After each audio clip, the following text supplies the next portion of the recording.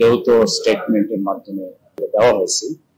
এটা আমরা বলেছি যে বাংলাদেশের রাজনৈতিক সংস্কৃতির ব্যত্যয় হয়েছে, এটুকু আমাদের উদ্বেগ আমরা জানিয়েছি এবং আমরা প্রধান উপদেষ্টাকে বা সরকারকে আহ্বান জানিয়েছি যে ওনারা যেন ওনাদের অবস্থান পরিষ্কার করেন।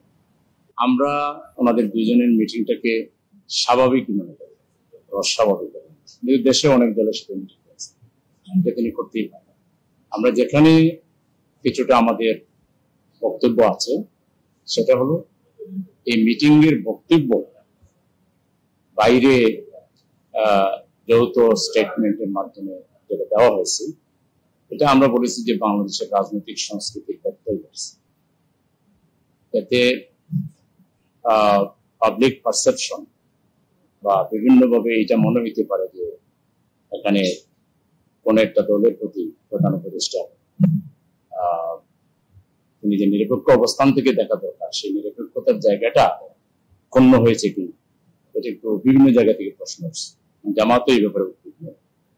প্রধান উপদেষ্টা যাকে নিয়ে আমাদের আশা যে তিনি একটা চমৎকার সুন্দর নির্বাচন উপহার দেবেন, সেখানে তিনি বিতর্কিত হয়ে গেলেন আমাদের নির্বাচনের কি এই জায়গায় আমাদের সেই জায়গায় আমরা বলেছি যে উনি এটা করতে পারতেন, উনি বা ওনার টিম যারা গিয়েছিল, ঠিক আছে আলোচনা হলো, আমরা দেশে অপরাপর যে রাজনৈতিক দল আছে তাদের সাথে আমরা আলাপ করে একটা সিদ্ধান্ত নিতে হবে।